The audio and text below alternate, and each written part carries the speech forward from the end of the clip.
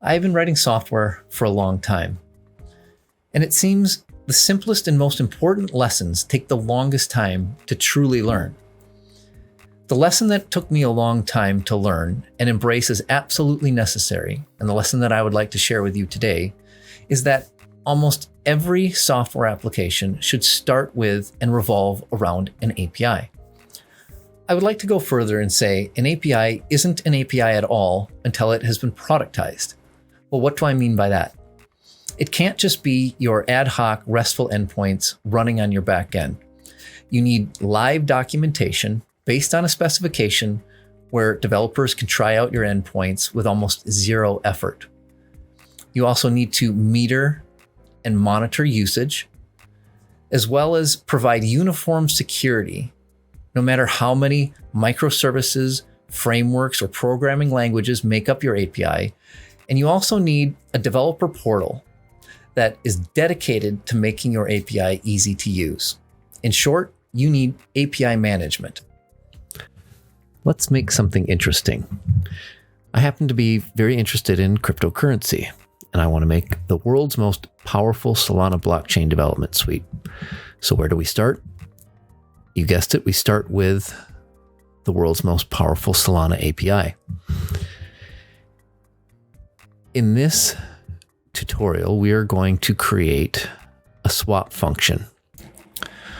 To make this more interesting and personal, I actually created my own token based on the Solana blockchain. And if you're interested, you can go to solscan.io and see that there is, in fact, a token called Enterprise Web Service. It has a max total supply of 100 million tokens. There's actually 36 holders.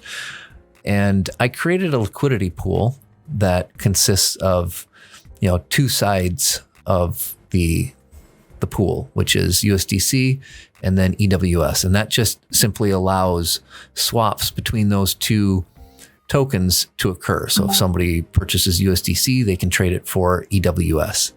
And you can do that on Radium.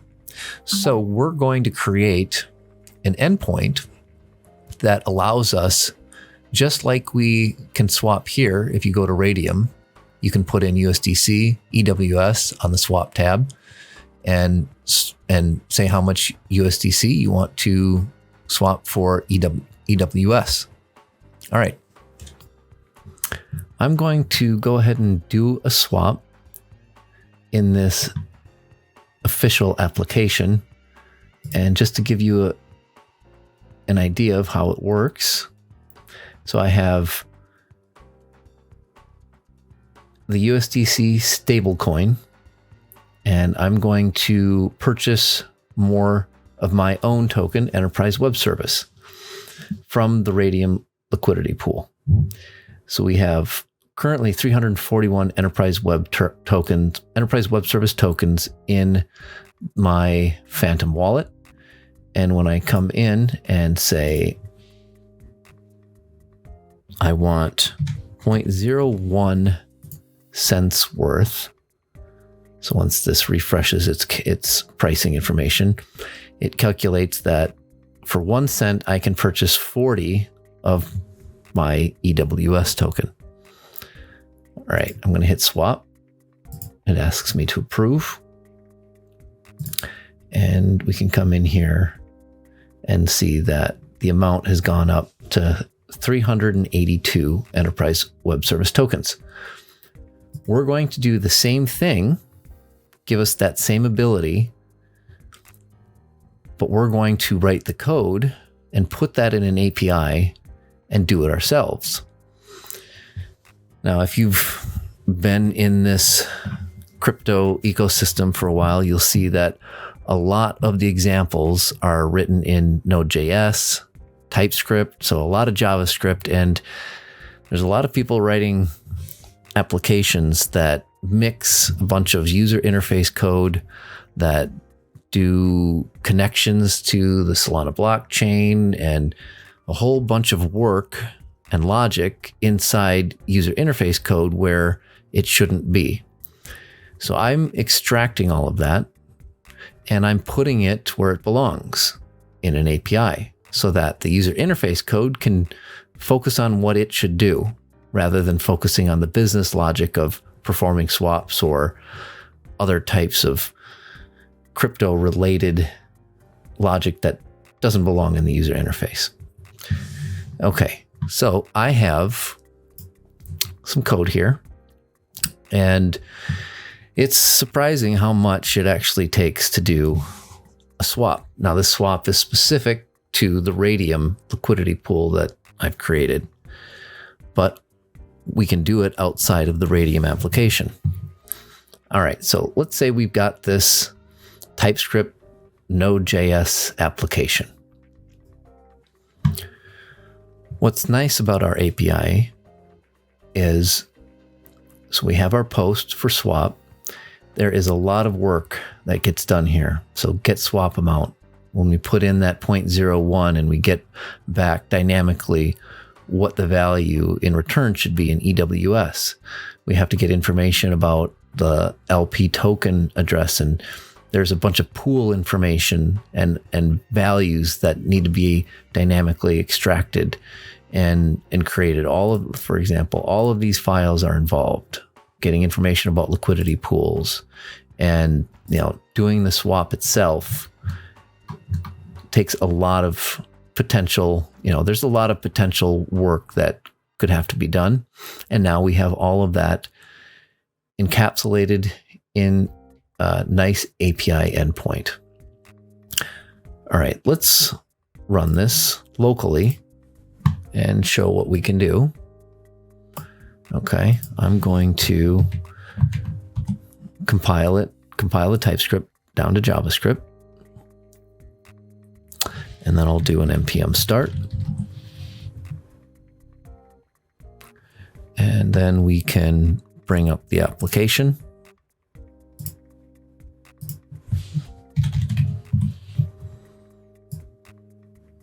Okay, and one of the things you'll notice, now this isn't the documentation that we'll be putting in our development portal for the API, but it is something that's useful during development to try things out. So I've put in a library called JSDoc that allows me to put in my bits of open API specification above the particular method, particular endpoint that I'm creating. And that will get generated and displayed in my API docs endpoint. So I've got a swap here, and our final documentation will look something similar like this. This gives us a nice start to the documentation and the Open API specification that we'll be putting into our final managed API endpoint. But for now, let's try this out. So I have a from token.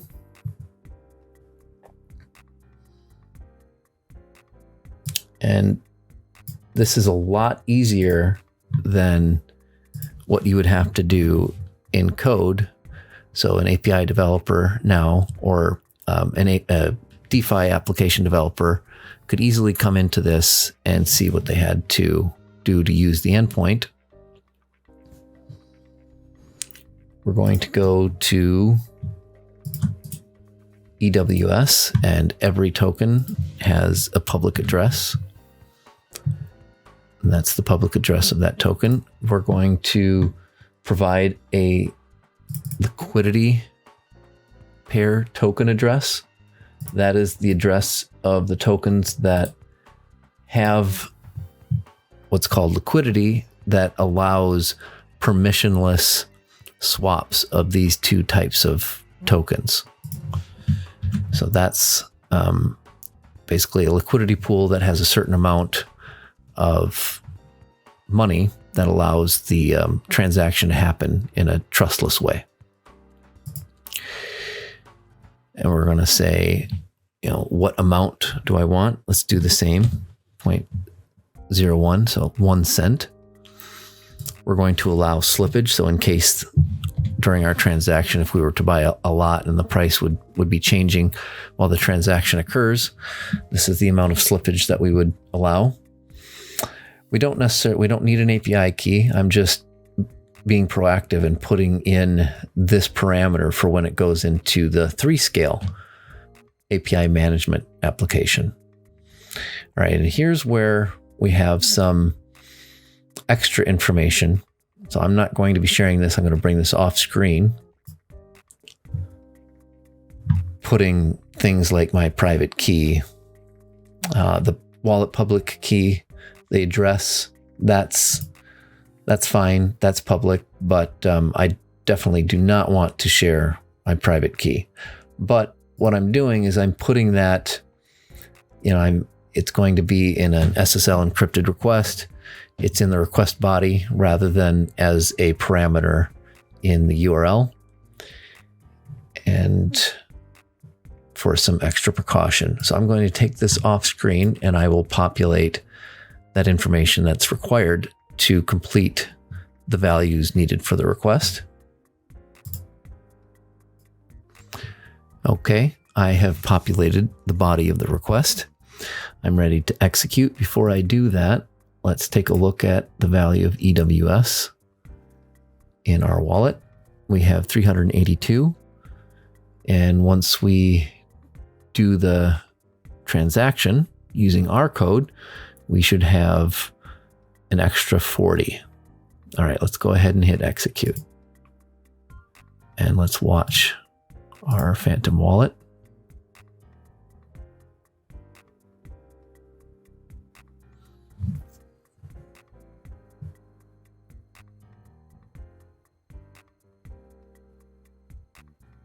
All right, now we have 422 enterprise web service tokens. And a little bit of Solana was subtracted and our USD coin. And our response body is a transaction ID for a successful swap. Now we need to get this in the hands of developers that don't want to spend their time dealing with these low-level requirements and this low-level amount of coding just to make a swap between two tokens happen. All they really want to do is know the input parameters for this endpoint and get on with the rest of their core business. This is where Openshift and 3Scale come into play. For the purpose of this video, you can think of Openshift as a near limitless development platform. We're going to use it much like we could potentially use Amazon's app runner, where as a developer, I want to run some code very much like how my code would run in production, deploy it like it would be deployed in production in an environment that I have access to other middleware that's also running like it would run in production, and not have to know very much about CI/CD pipelines, the deployment process, the native underlying aspects of containers, as OpenShift is a Kubernetes platform under the covers. So it will be running your applications as containers, but without having to deal with the underlying intricacies of everything that I just described about running applications inside containers.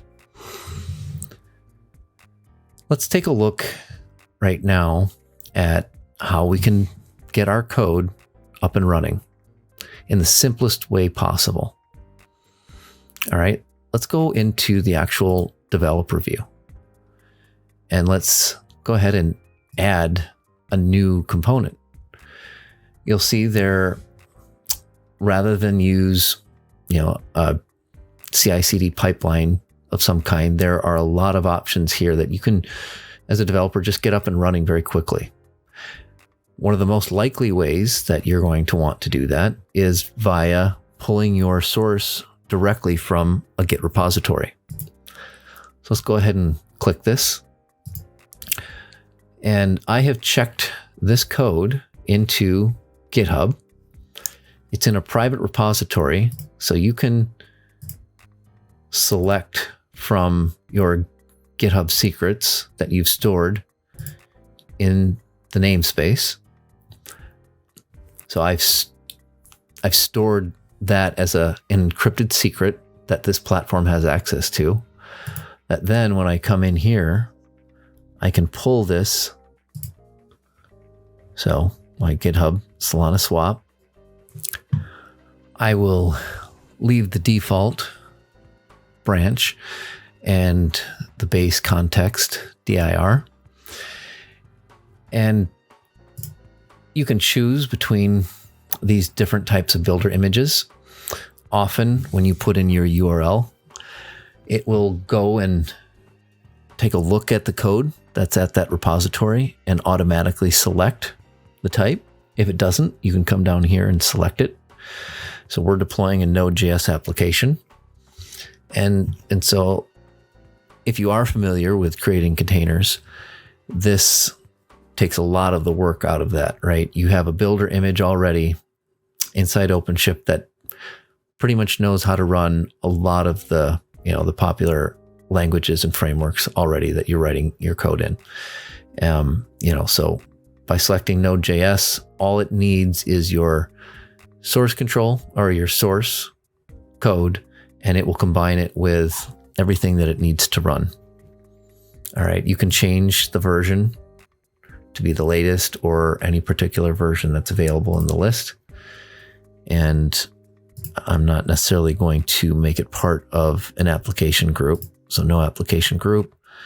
And I'm going to change the name to Solana Swap Demo. And here I'm selecting the type of resource that I want to generate. These are native Kubernetes types that you as a developer then don't have to create yourself. You're letting the platform create the deployment objects for you. But, right, it's still creating those things that you can ultimately hand to the CI/CD pipeline team, a DevOps team or the deployment team.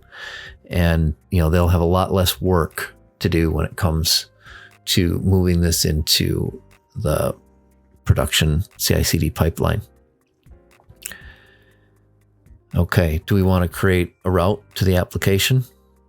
We can, or I'm not going to do that at this point because the route that we're going to use to get to this application is going to be via 3Scale. All right, I think we're good now, and we can go ahead and hit create. And we can take a look at what's being created here. And I do know that what we're going to want to do is come into this deployment and change a few things. So let's take a look at what it's actually done. One of the things that it has created is a build config. In the background, now we have all of these objects that normally would have had to been manually created.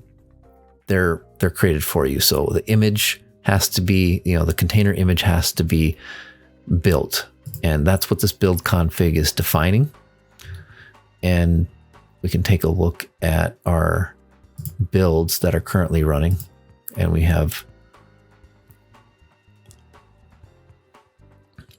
logs that are telling us everything that's going on in the background. If you've built images before, you'll see something similar to instructions from a Docker file being executed. So step 1, step 2, but we didn't have to write any of that. We didn't write a Docker file. We didn't write a build config. We didn't trigger the build. The only thing that we did was pull some source code, and the platform knows how to get it up and running in a production level way. It's created the image stream. And once that is finished, it will push it to a registry that's internal to Openshift, a container image registry. And then that image will be pulled and then deployed. Our build is now complete. The image has been pushed, and our deployment should be pretty quick and have the container up and running. All right, let's take a look at our pod. Click on log, and our application is up and running and listening on port 3000 in this container. The next thing that we need to take a look at, so I've switched back to the administrator view because I wanted to show the builds and the build configs and the deployment objects. Let's take a look at a different project that I have running in this platform that is taking care of our 3Scale environment. So I've got the Solana API namespace. And if we go to the installed operators, I have the Red Hat integration 3Scale operator. Now, again, I won't go into great detail what operators are in case you're already familiar. You can look at some of my other videos that go into more depth of that type of information. But suffice it to say, the operator makes it very easy, much like installing like a mobile application, very powerful middleware software or complex software that is made up of a lot of different, potentially many different things, many different containers all running together. And it also, so this operator, once it's installed, lets you install and get running an instance of 3Scale and all of its components and manages that 3Scale as though you had an operator on standby that was keeping track of everything and what state the environment should be in. It also introduces these now new Kubernetes native custom resource definitions. And I'll go into a little bit about what some of these are. They're important for what we're trying to accomplish. The two main ones are 3Scale product and 3Scale backend. So in this API management tool, 3Scale, you can create a product, something that the end user or the end developer, right? The developer that is going to be taking advantage of your API, your product may consist of many different API endpoints and microservices, not necessarily all of the same domain name, same service name. They may be, you may have a product that's made up of, many different things that come together in a unique way.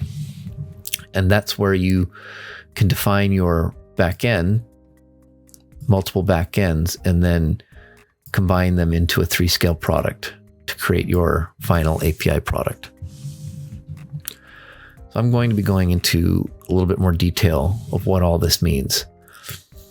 Now, in the past, when you wanted to use 3Scale and you didn't have this operator that introduced these custom resource definitions, you could use the 3Scale toolbox and automate much of the creation of your API, or you could come in to the user interface through the dashboard and navigate to the various places that you needed to in order to create everything that you need. So that's clunky and cumbersome. We don't want to do that. One of the most powerful things that we have access to now with this operator is being able to define our objects, check them in to a Git repository, and have all of that work done for us in a declarative way. So I'm going to go back to my IDE, and I want to switch now to a different code base. So this is a code base that really is our configuration of the API. I currently have some backends and product definitions in place. So if we go back and take a look at our 3Scale environment, so we've got products. The product that we have is our Solana API. But I did that by checking this into a Git repository and then having that pulled into the Openshift system. And all of the work to automate and create these objects in 3Scale the way that I want them is done for me. So I define what I want. It creates the environment that we need. Since we created an entirely new application, or backend, if you will, we have to create another backend. So let's copy this. Let's add a new file and call it swap demo backend.yaml.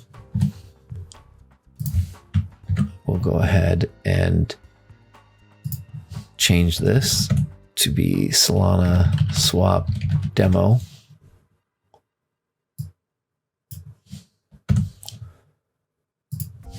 Give it a name.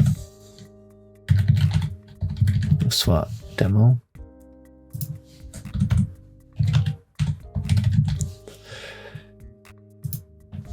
And we did the same. So how this private base URL needs to be formed. We aren't going to be using an external route. Openshift comes with internal load balancing and routing so that you can keep all of the traffic on the inside network, the network overlay. And what you need here in the private base URL is a combination of the project name with the application name, so the service name,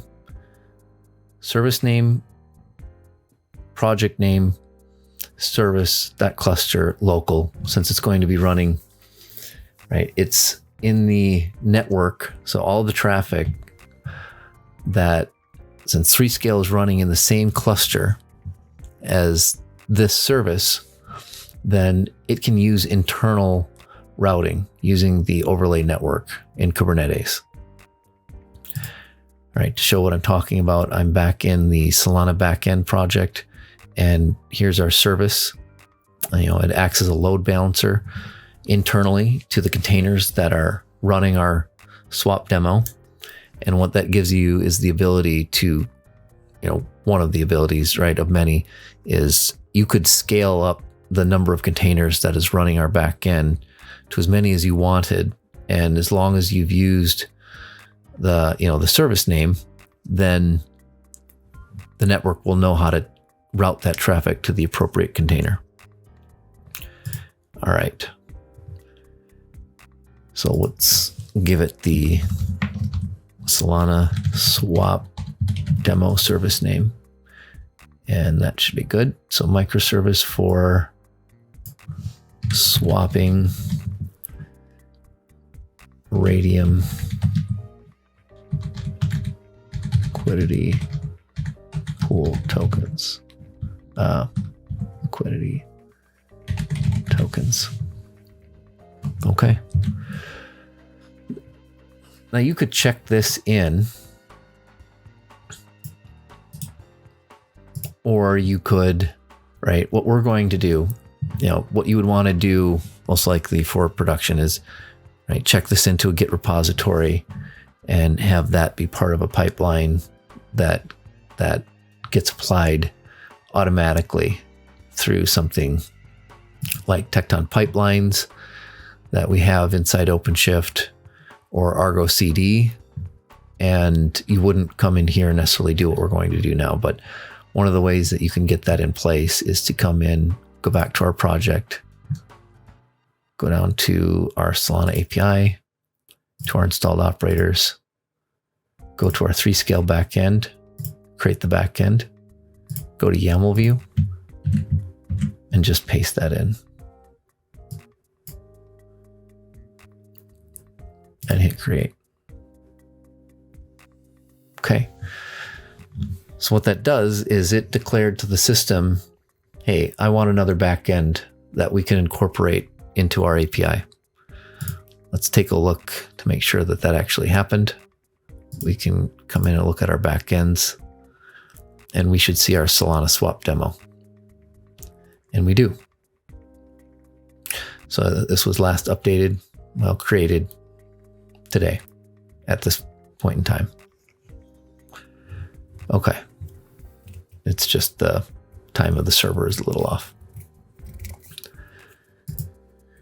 Okay, now we need to do the same thing for our product definition, but the product definition we are just going to update rather than create. Let's go back to our project, Solana API, installed operators, 3Scale, and go to our 3Scale product that already exists, and we can modify the YAML here. Again, you would use something like Argo CD. Argo CD is a very powerful way of syncing these custom resources with the Openshift platform. And automatically, what the operator does is it looks at the definition, and if you apply changes to it, it will detect the changes and make that state reflect in the environment. All right, so the changes that we need to make are, we can kind of come down here and look, right? So what do we want? We have added, well, we've already added a core backend for swapping. Because we added a new backend with its own system name, we do need to add a new section here, given the Solana swap demo system name, and then we have a new path for that. And then we also have to come down here and add a new mapping.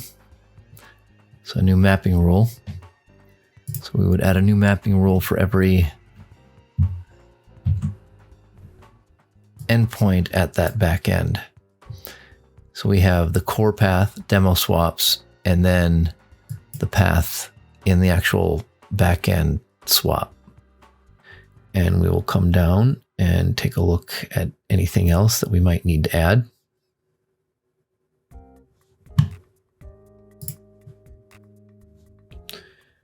We're going to add another method under methods. So since we already have that swap, we're going to copy this one. So copy. We're going to call this swap demo tokens.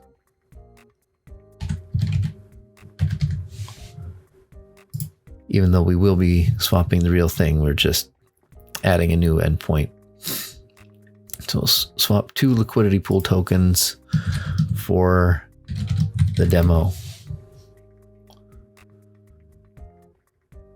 Swap demo tokens. And we want to add to our free plan a metric. Maybe we want to limit in the free plan. So there could be any number of plans in here. We want to limit the free plan of swap demo tokens to 50 per hour. And that should be it. We can go ahead and hit save. Okay, that is going and modifying our product now, so that our product will have the new endpoint defined. So integration, so mapping rules, we should see our pretty soon appear swap demo token in here. All right, you'll notice we have our demo swaps swap mapping rule that matches what we defined in the product definition, and that will lead us to the back end. So we have our product, which is mapped now to our Solana swap demo backend. So if we were to come in here and take a look at our backends, for example, at a high level, we can see that our Solana swap demo is linked to one product, and that product is our Solana API.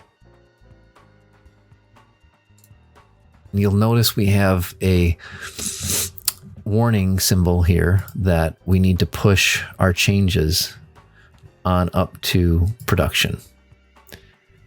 Okay, we're going to promote that to production. Now we're ready to take a look at our OpenAPI specification. We're almost to the point of opening this up for our end developers, but we need for that live documentation to reflect the new endpoint that we're creating. Right now, it only has that original swap function, but we want our swap demo function our swap demo endpoint that we're creating. To do that, we're going to edit this. And because we have pretty much the same endpoint already in place, we're going to copy this. Copy that. I believe that's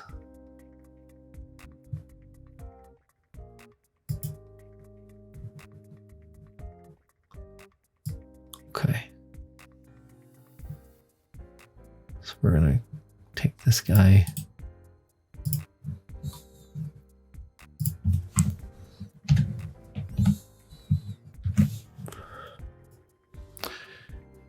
And in the section that we just copied, we have to update this core path to demo swaps, and we can pretty much leave everything else the same. And go ahead and update the spec.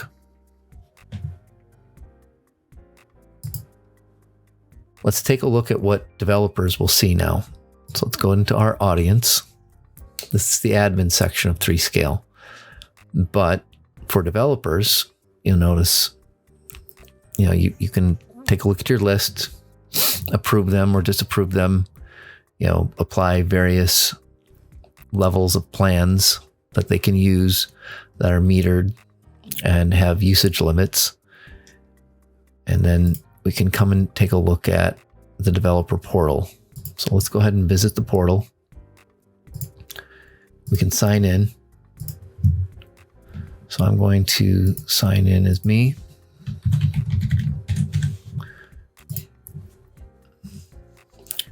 I'm going to take a look at my documentation.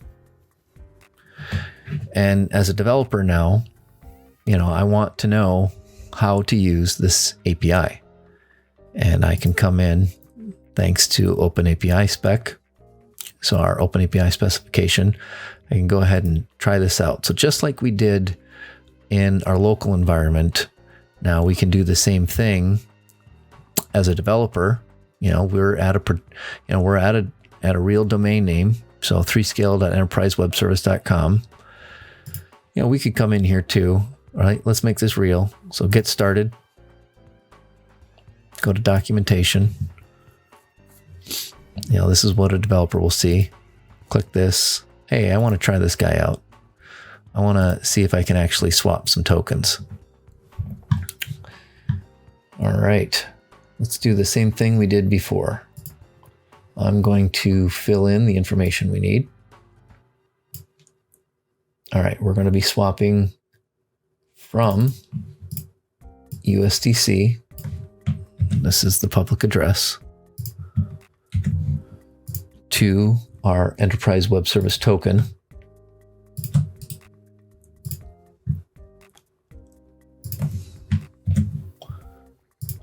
and the liquidity pool that is going to facilitate the permissionless transaction.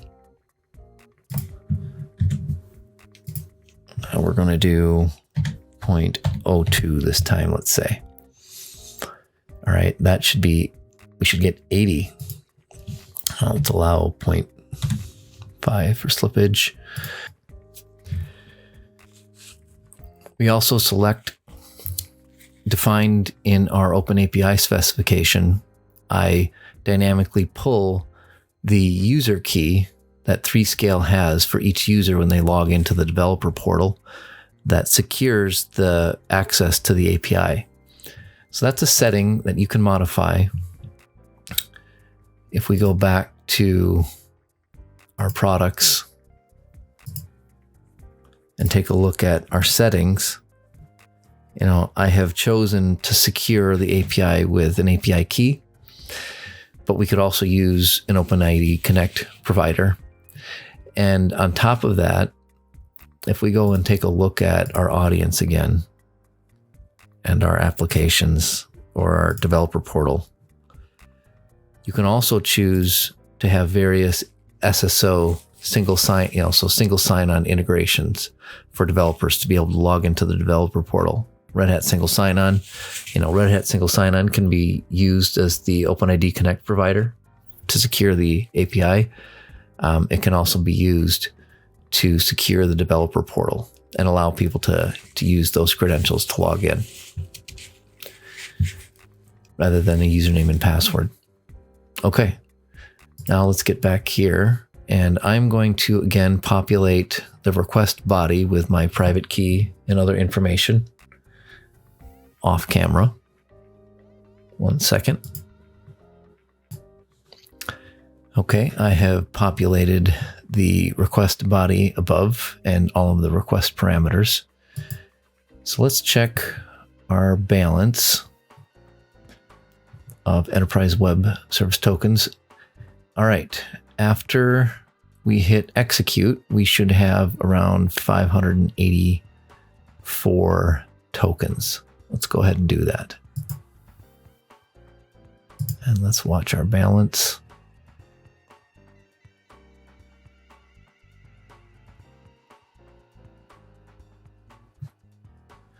We have a successful transaction, and we have 586 enterprise web service tokens. All right. Now we have a pretty good start on a production level API foundation. You'll want to include some things that can automatically monitor and send you alerts on each of these endpoints to make sure they're up. There is a lot of useful software inside OpenShift. Really, there is no limit to it because new operators are being included and developed every day. So you could come in here and do service registry. If you wanted a single source of truth for your OpenAPI specifications, you could include that. So install the operator and then allow that to retain your specifications and pull from there. You can also, maybe you want to do something like mock your endpoints. So let's say we wanted microx.